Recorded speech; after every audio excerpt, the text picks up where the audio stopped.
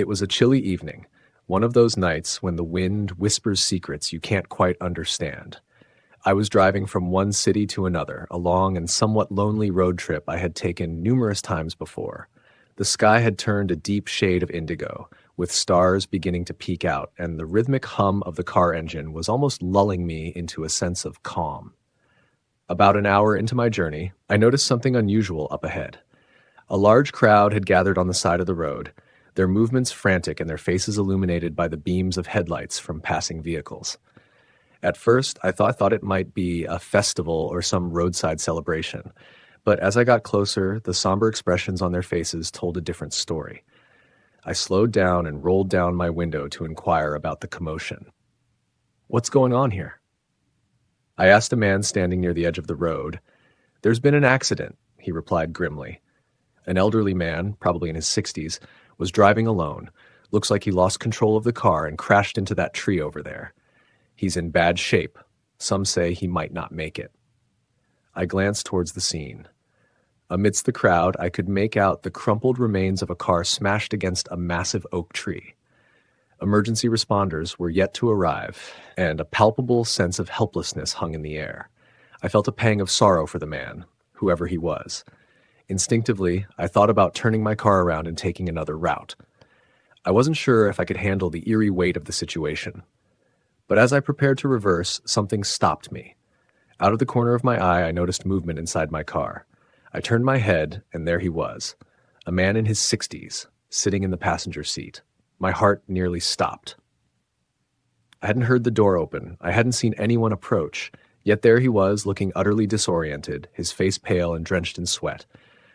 Where am I?" he stammered, his voice trembling with panic. For a few seconds, I couldn't respond. My mind raced to make sense of the situation. Who was this man? How had he gotten into my car without me noticing? Then it hit me. He matched the description of the accident victim. "Sir, are you okay?" I managed to ask, trying to keep my voice steady despite the rising lump in my throat. "I don't know," he replied, his breathing shallow. "I was driving to my daughter's house, but I don't understand how I got here." I stared at him, unsure of what to do. His confusion was palpable, and the sheer fear in his eyes pulled at my heartstrings. Despite the surreal nature of the situation, I didn't feel threatened. If anything, I felt an overwhelming sense of pity for him. "It's okay," I said gently. "Don't worry, I'll help you. Do you need anything? Water? Do you want me to call someone?" He shook his head. "I just need to get to my daughter's house," he said, pulling a crumpled piece of paper from his pocket. "Here's the address." I hesitated but took the paper from him. The address wasn't far from my route. "All right," I said, starting the car. "I'll take you there." As I drove, I tried to engage him in conversation to ease his nerves. "So you were going to visit your daughter?" I asked. "Yes," he replied, his voice shaky but calmer than before. "It's her birthday tomorrow. I promised her I'd be there. But now, I don't even know what's happening to me." "Don't worry," I reassured him. "You're safe now." He nodded and stared out the window, lost in thought. For a while, there was silence in the car, broken only by the sound of the tires on the road. Then, just as I was about to ask him another question, I glanced at the passenger seat and my blood ran cold. The seat was empty. I slammed on the brakes, the car skidding slightly as it came to a stop. My heart pounded in my chest as I looked around, searching for any sign of the man. But he was gone. There was no trace of him, no indication that he had ever been there. I sat there for what felt like an eternity, trying to process what had just happened. Was I hallucinating? Was it a trick of the mind brought on by the eerie atmosphere of the night? Despite my fear, I decided to continue to the address he had given me. I had to know if this was real or if my mind was playing games with me. When I arrived at the house, I hesitated before knocking on the door. A woman in her 40s answered, her eyes red and swollen as if she had been crying for hours. "Can I help you?" she asked, her voice thick with grief. I don't know how to say this," I began, feeling a lump form in my throat. "But I think I met your father earlier tonight. He asked me to bring him here." Her face turned ashen. "My father?" she whispered. "Yes," I said, holding up the piece of paper with the address he had given me. "He said he was coming to visit you for your birthday." Tears welled up in her eyes as she shook her head.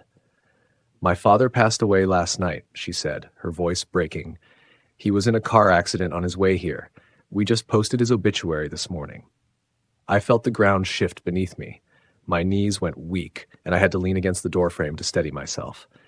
That can't be, I stammered. He was in my car. I spoke to him.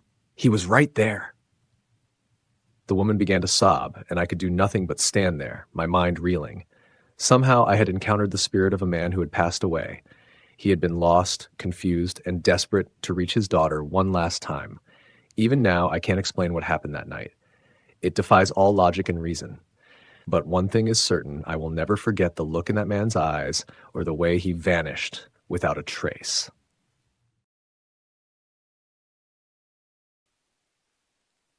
The sun was dipping below the horizon, painting the sky in hues of orange and purple as I drove along the old highway. This stretch of road had always been quiet, almost forgotten, with tall trees flanking either side, their branches arching overhead like a natural cathedral. The silence was comforting at first, but as the light faded and darkness crept in, the solitude began to feel oppressive. I had been driving for hours, the monotonous hum of the engine, the only sound breaking the stillness. I was tired and longing for the familiar warmth of home, but there was still a long way to go. The road stretched endlessly before me, winding through the desolate countryside. As night fully descended, I noticed a figure standing by the roadside in the distance. At first, I thought my eyes were playing tricks on me. The figure was barely illuminated by my headlights, a shadowy silhouette against the dark backdrop of the woods. But as I drew closer, I realized it was a man. He stood there, one arm raised in a tentative wave, the other clutching a small duffel bag. His face, illuminated briefly by my passing headlights, looked tired and drawn. Something about him caught my attention. He wasn't just looking for a ride. He seemed lost, as though he had nowhere else to go. I hesitated, my instincts battling with my sense of compassion. Picking up hitchhikers wasn't something I usually did, especially not on a lonely road at night. But there was something in his demeanor, his quiet, almost resigned posture that made me pull over. Rolling down the window, I called out, "Where are you headed?" He stepped closer, his boots crunching on the gravel. "Just a few miles down the road," he said, his voice low and steady. "If it's not too much trouble." I glanced at him, taking in his worn jacket and weathered face. He didn't seem threatening, just tired and out of place somehow. "All right," I said, unlocking the door. "Hop in." "Thank you," he said sincerely, climbing into the passenger seat and placing his bag at his feet. As I pulled back onto the road, I couldn't help but steal glances at him. He sat quietly, staring out the window, his hands resting on his knees. There was a strange calmness about him, but it was tinged with something else. Sadness, maybe? "So, where are you coming from?" I asked, trying to make conversation. He didn't look at me, his gaze fixed on the dark trees rushing past. "Been wandering for a while," he said after a pause. "Trying to get back home." "Where's home?" "Red Hollow," he replied, a faint smile playing on his lips. "It's a little town a few miles from here. You've probably never heard of it." "I've heard of it," I said. "Never been there, though. What brings you back?" He sighed, his shoulders slumping slightly. "It's been a long time," he said softly. "There are people I need to see, things I need to make right." His words hung in the air, heavy with unspoken meaning. I wanted to ask more, but sensed it wasn't the right time. Instead, I focused on the road, the silence between us broken only by the sound of the tires on the asphalt. After a while, he spoke again. "I used to walk these roads as a kid," he said, his voice tinged with nostalgia. "Back then, this place felt alive. People knew each other. Now it's all faded away like it never existed." "Things change," I said. "Sometimes for the better, sometimes not." He nodded, his expression distant. "Yeah," he murmured. "But some things, they shouldn't change." We drove on, the conversation ebbing and flowing like a tide. He told me about his childhood, about the small-town life he had left behind. He spoke of his family, his mother who used to bake the best apple pies, his father who taught him how to fish in the nearby creek. His words painted a vivid picture, and for a moment I could almost see it, a life simpler and fuller than the one I knew. "Why did you leave?" I asked eventually. His face grew somber. "I made mistakes," he admitted. "Hurt people I didn't mean to. Sometimes you don't realize what you've lost until it's too late." We fell silent again, the weight of his words settling between us. About 20 minutes later, he pointed to a small dirt road branching off the highway. "Turn here," he said. I did as he instructed, the car bumping along the uneven path. The woods grew denser, the trees closing in around us. Finally, we emerged into a clearing, and there it was. A house. It stood like a relic from another time, its wooden frame weathered and sagging. Ivy crawled up its walls, and the windows were dark and lifeless. It looked abandoned, as though it hadn't been touched in decades. "This is it," he said, his voice barely audible. I parked the car and turned to him. "Are you sure?" I asked, glancing at the dilapidated structure. He nodded, a faint smile on his lips. "I'm home now," he said. He opened the door, grabbed his duffel bag, and stepped out. I watched as he walked up the creaking steps and entered the house. The door closed behind him with a soft thud. Something didn't feel right. The house looked uninhabitable, and the eerie stillness around it sent shivers down my spine. After a few moments, I decided to check on him. I climbed the steps and knocked on the door. "Hello?" I called out. There was no answer. Pushing the door open, I stepped inside. The air was cold and stale, and the interior was covered in dust and cobwebs. It was clear no one had lived here for years. "Hello?" I called again, my voice echoing in the empty space. There was no sign of him. Then I saw it, a framed photograph on the mantel. I picked it up and froze. It was him, standing in front of the house with a woman and a young child.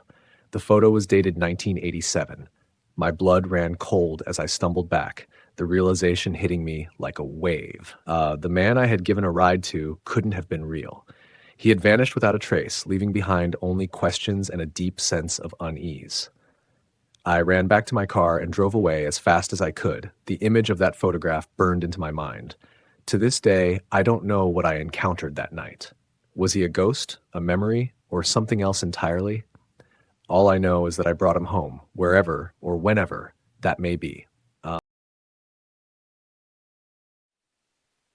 It was late spring, and the days had started stretching longer, though the evenings still carried a chill that hinted at winter's lingering presence.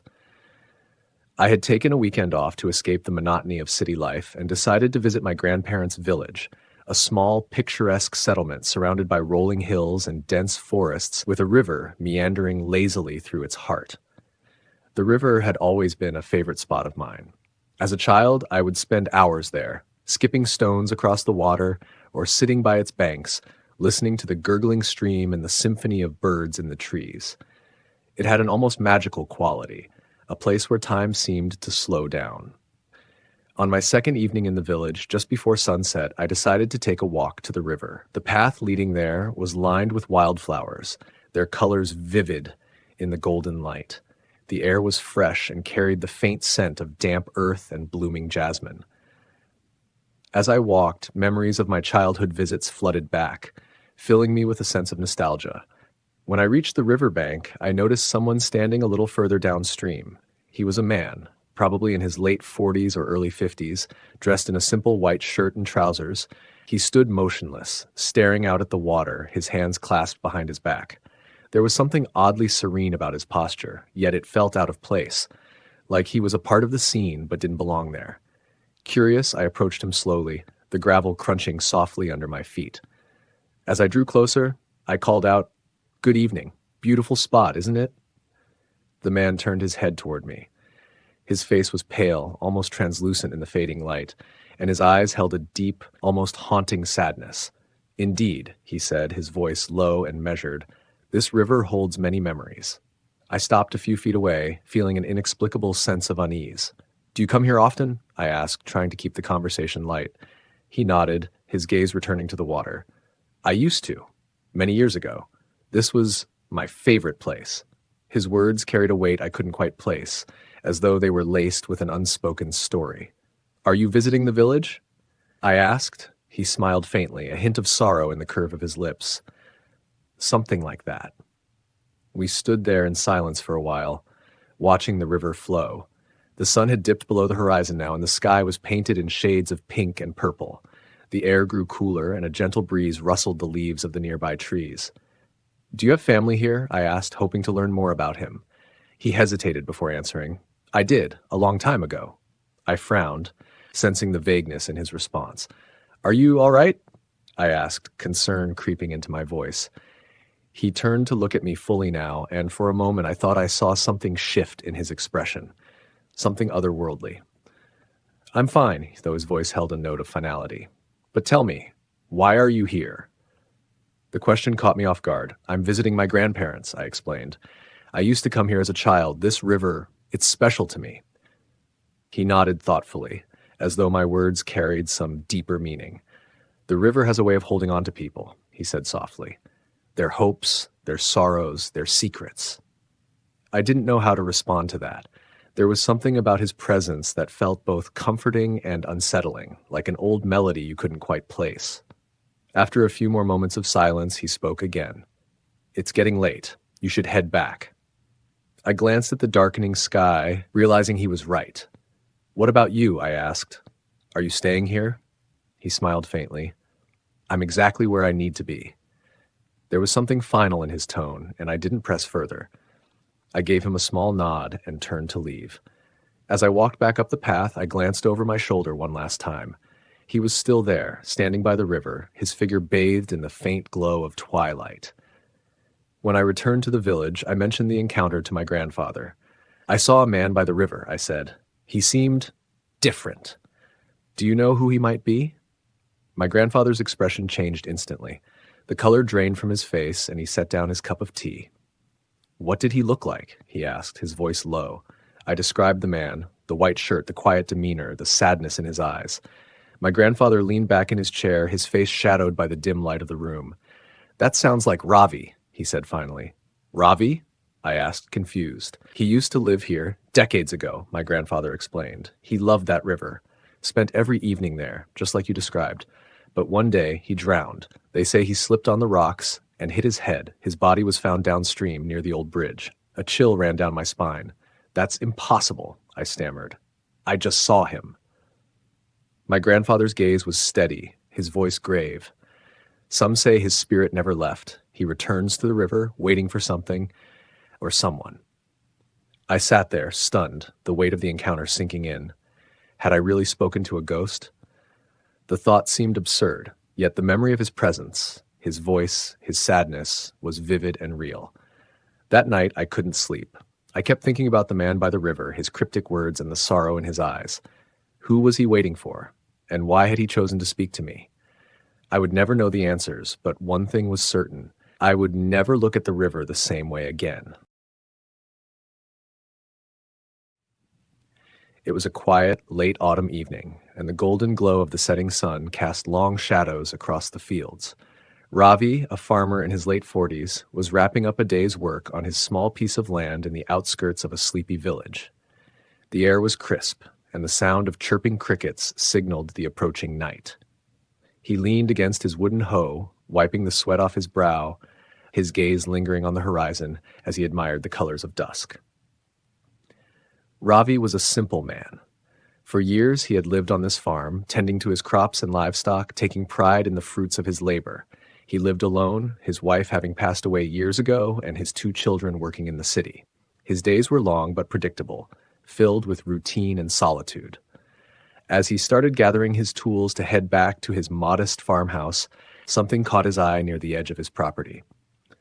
Standing at the far end of the field, by the line of tall banyan trees that bordered his land, was a woman. She wore a flowing red dress, the fabric shimmering faintly in the dim light. Her long black hair cascaded down her back, and though her face was partially turned away, Ravi could see the outline of her features. Startled, Ravi squinted, unsure of what he was seeing. He wasn't expecting anyone, and it was unusual for strangers to wander onto his farm. Who could it be at this hour, he muttered to himself, clutching his hoe tightly as he walked toward her. As he drew closer, he noticed how still she stood, her hands resting at her sides, her figure unmoving. Something about her posture seemed off. "Madam?" he called out, his voice firm but cautious. "Can I help you?" She didn't respond. Instead, she slowly turned her head to look at him. Her face, now fully visible, made Ravi stop in his tracks. She was beautiful, but her eyes, deep, dark, and piercing, were unnerving. They seemed to bore into him, filling him with an inexplicable sense of dread. "Who are you?" Ravi asked, his voice trembling slightly. "Why are you here?" Still, she didn't speak. She only tilted her head slightly, her lips curving into the faintest of smiles, a smile that sent chills down Robbie's spine. The wind picked up, rustling the leaves of the banyan trees, and the temperature seemed to drop suddenly. Robbie felt his legs weaken, but he forced himself to stand his ground. "If you're lost, I can help," he said, though his instincts were screaming at him to turn and run. "But you shouldn't be here. It's private land." The woman in red finally moved, taking a single step forward. Her movements were fluid, almost too graceful, and the way her dress billowed around her despite the lack of a strong breeze struck Ravi as unnatural. "Who are you?" he demanded again, his voice rising in panic. But instead of answering, she raised her hand and pointed. Not at him, but at the farmhouse in the distance. "What do you want?" Ravi stammered, glancing over his shoulder at the house. When he turned back to her, his breath caught. She was no longer where she had been. Instead, she was now much closer, standing just a few feet away. Her eyes seemed darker, her expression more intense. Overwhelmed by fear, Ravi stumbled backward, dropping his hoe. "Stay back!" he shouted, his voice cracking. But the woman only took another step toward him, her gaze never leaving his. And then, as suddenly as she had appeared, she vanished. One moment she was there, her crimson dress stark against the twilight, and the next, she was gone, leaving nothing but the swaying branches of the banyan trees behind her. Ravi stood frozen, his chest heaving as he tried to make sense of what he had just witnessed. His heart pounded in his ears, and his hands trembled uncontrollably. "It must be my imagination," he whispered to himself, though deep down he knew it wasn't. He hurried back to the farmhouse, locking the door behind him and drawing the curtains. That night he barely slept. Every creak of the floorboards, every rustle of the wind outside made him jump. His mind replayed the encounter over and over, each detail more vivid than the last. The following morning, Ravi woke up feeling unusually weak. His head throbbed, and his body ached as though he had been laboring under the sun for days. He chalked it up to exhaustion from the previous day's work and the restless night. But as the hours passed, his condition worsened. By afternoon, he could barely stand, his skin pale and clammy. The villagers soon heard of Ravi's illness and came to visit him. Among them was an elderly woman named Kamala, known for her knowledge of local folklore and superstitions. When she heard Ravi's account of the woman in the red dress, her face grew grave. "You've seen her," Kamala said, her voice barely above a whisper. "Who?" Ravi croaked, struggling to sit up in his bed. "The Churail," Kamala replied, her eyes wide with fear. "She is a spirit, a restless soul who roams these lands. They say she was a bride once, abandoned by her groom on their wedding night. She threw herself into the river out of despair, and ever since, she appears to those who work late in the fields, wearing the red dress she never got to wed in." Ravi's heart sank. He had heard the stories before, dismissed them as mere tales to scare children, but now, lying weak and feverish, he couldn't deny what he had seen. "Is there a way to make her go away?" Ravi asked, his voice trembling. Kamala nodded slowly. "You must offer her peace. Light a diya lamp by the banyan tree where you saw her and pray for her soul. Only then can she move on." That evening, with the help of a few villagers, Ravi was carried to the edge of his field. Despite his fear, he lit the diya and murmured a prayer, asking the spirit for forgiveness and peace. The air around him felt heavy, charged with an unspoken tension. As the flame flickered in the twilight, Ravi thought he saw a shadow move among the trees, a fleeting glimpse of the woman in red, her face softened by an expression of gratitude. Over the next few days, Ravi's health began to improve. The fever broke, and his strength slowly returned. Though the memory of the encounter stayed with him, he never saw the woman in red again. The villagers believed that his prayers had freed her, allowing her to finally find the peace she had long sought. But even years later, Ravi would avoid the banyan trees at dusk, his heart heavy with the knowledge that some spirits linger far longer than we can understand, their stories woven into the very fabric of the land.